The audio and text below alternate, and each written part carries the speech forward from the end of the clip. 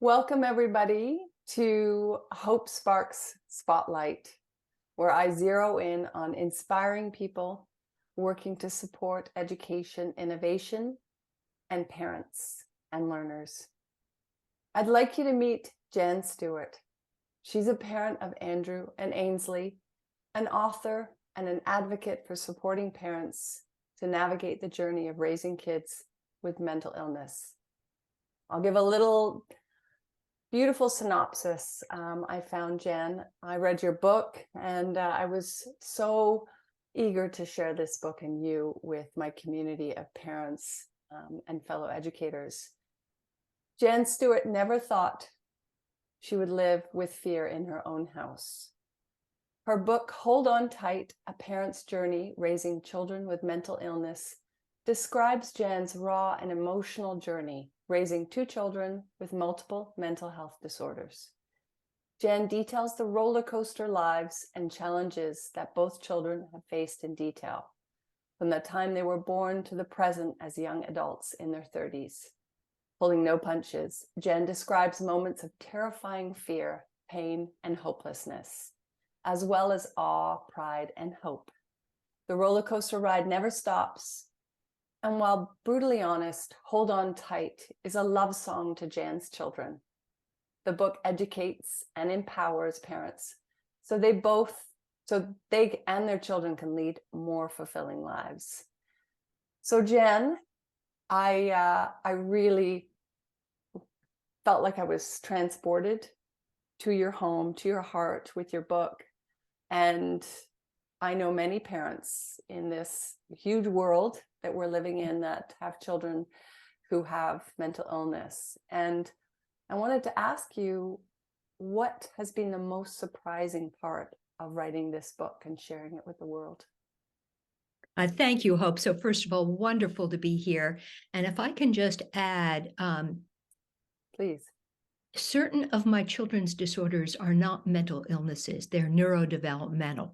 So Right. sometimes we use a catch-all of mental health disorders, but language is important in this world. And I just want to acknowledge that I tend to say both mental health and neurodivergency or diversity. Right. Okay, That's perfect. good. So Thank you. what's been the most surprising has been, I think, the reception to the book. I wasn't sure how many people would really be interested because both my children have severe, multiple, complex mental health and neurodevelopmental disorders. And I thought, is this a niche? But as I researched Hold On Tight, I came to find that there's a surprising void in the literature from a parental perspective. And so I'm delighted to fill that void and very proud of it. I think the other thing that's really surprised me is the insights I share. And as you know, having read the book, there are 13 key insights to help ease the journey and inspire and empower readers. Those apply to all parents. It's when you raise children like mine, it's parenting 101, but magnified. And that's really what we're talking about. Yeah, that really resonates for me. I was reading it and getting many insights and a lot of wisdom for me being a parent. And I could see the threads that would relate to anyone, no matter, where your children find themselves, where you find yourself as a family.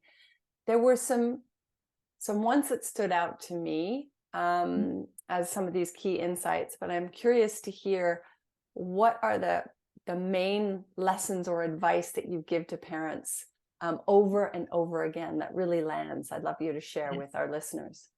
Sure, I think there are several. And it's funny, I'm delighted. I was recently named a recipient of the Mom's Choice Award, and this is what they said was the reason for it, was the insights a little bit. So I think the overarching insight among the 13 that crosses all facets of a child's life is to insist on an integrated partnership approach with every professional involved in your child's care. As I said, this goes from when they're babies to the end of their lives. So in healthcare, to this day, I make sure that both Andrews and Ainsley's psychiatrist and psychologists communicate with each other so that they can adjust their medication or therapeutic approaches. In schools, I wouldn't have kept the children at schools that didn't work in partnership with us. Ainsley School had held monthly group meetings with us, with their principal, all her teachers, her external psychologist, and us, so that we could adjust course. She was out of control at school, so it didn't always work, but she stayed in school. And in Andrew's case, he went to a very small 4 kids in a class structured caring program after the public school just couldn't accommodate even the special ed classes. And his school sent notes home every night about his day, and we returned them the following morning so that we were in constant communication. And then later, as the children became adults, finding inclusive employers who would work in partnership is really challenging, but very, very important. And in the book, as you know, Hope, I talk about Andrew's current employer, Rogers Communications, one of Canada's leading telecom companies, that really has been a model of inclusion and diversity. And a good part of that is the close working partnership they have created with us. It's really breathtaking. I also, this is bringing to light, it's rarely that I read a book where a parenting book where you can see the lifespan of a child and a parent as a family, and all the different developmental stages, and some things to watch out for, some learning, some lessons. So for me, it was so valuable to be able to kind of look ahead and kind of put the immediacy. You appreciate the presence, but you also see that this is going to continue, and what can you do to best support yourselves. One of the lessons that really stood out to me from you was, and this applies to all parents, is listen to yourself as a parent. You know your children best. I wonder if you could talk a little bit about that. Absolutely. And this is unfortunately far too common for parents of neurodivergent children. But even dating back to when the children were born, shortly after Andrew was born, both my husband David and I said, something's not right. His hands and feet move constantly in circular motions. Unlike our friends' babies, he didn't talk to himself, he didn't gurgle, he didn't play in his crib. And I tell a story that is really quite shocking to me even today. We did an experiment when he was 6 months old because he seemed to have no self-control when it came to feeding. We fed him as many bottles of milk as he wanted, but we stopped him after he had downed, boom, 5 straight bottles. Wow. And he would have kept going if we had let him. Interestingly enough, he didn't get sick either, which surprises me. But the next day, we said, we're going to control his intake. And we gave him just 1 bottle, and he was just as happy. So we saw, even at 6 months of age, there were problems with self-regulation. But every time I raised a concern with the pediatrician, he said to me, Jan, calm down. You need to stop being an overly vigilant triple type A parent. Right. And this is far too common. I should have trusted my gut. And again, that goes throughout your life. You do know your children best. It's not only with doctors, it's also with their employers if you're involved. If they're not working in partnership, there's that key word again, look elsewhere to help maximize success. If what they say doesn't resonate, you deserve another opinion or a third opinion. Keep looking. Thank you for sharing that. I know that is going to land with so many. And I also wanted you to share, you have a very open approach, you and your partner, David, your husband, David. Well, I do. Open in terms of you're sharing your story, you're sharing your kids' story, you are being open with your kids, and you found that to be very important. So I wondered if you could speak to how helpful that's been. I get that question a lot, like how open can we be with our kids? What's enough? What's too much? I don't think there is such a thing as too much as long as it's age appropriate. You must talk openly with your children. Neurodivergent children know that something's wrong. They don't know why. Why am I causing all this pain and havoc at home, at school? Why are my parents crying? There can be anguish and shame. And even when they don't say it, especially during the teen years, they want help. Yeah. So important to sit down with them, listen carefully without being critical or judgmental, which is not, frankly, one of my strengths, Mm. and let them know they're understood and valued. I'll give you two quick examples. Andrew experienced at age 9, out of the blue, horrific 2-hour frightening screaming rages that we later found out are commonly associated with emotional overload with both Tourette syndrome and autism.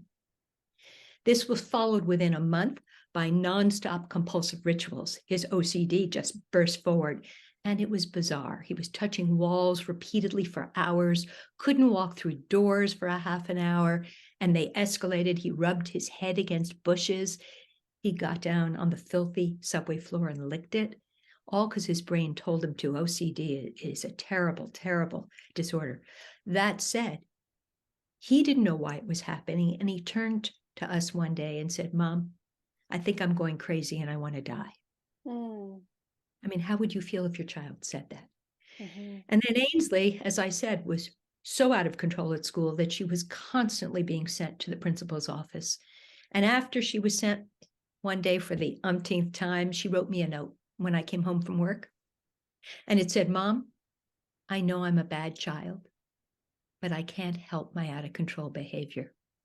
Can you imagine? Your child thought they were bad. So David and I quickly picked ourselves up, sat down with them. We made sure they knew they weren't bad, that what was happening wasn't their fault. We separated them from their issues so that their identities weren't only tied to them. They were part of them, but not only. And importantly, we didn't hide or avoid information, and that includes discussing medications. Mm-hmm. What you want to do is educate and Mm-hmm. empower your child so that as they grow older, they can increasingly self-advocate and become involved in their own treatment. That's what we should all want as parents. Mm-hmm. Beautiful sentiments, and relates to any parent, I think. Correct. The openness, and that forges connections, which Right. is Just make essential. sure it's right. I'm sorry to interrupt. Just make sure it's age appropriate. There's certain things that a 3-year-old certainly shouldn't be burdened with and can't understand, whereas a 10-year-old can handle more. And even then, you have to be careful. Right.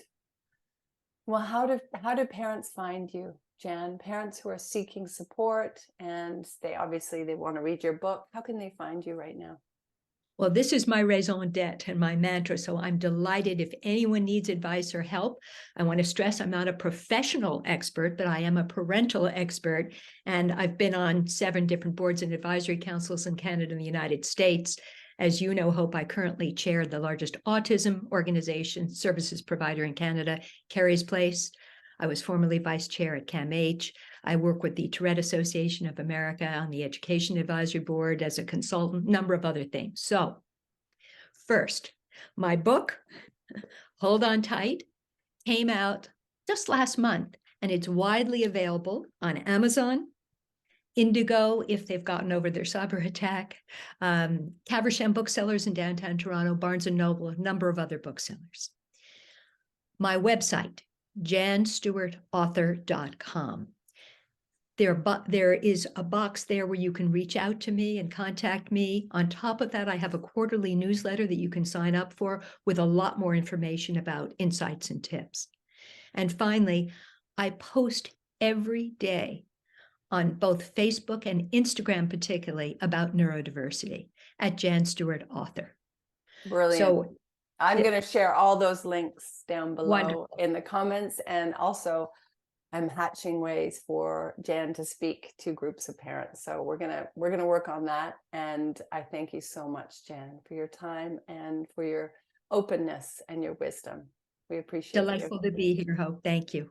Thank you.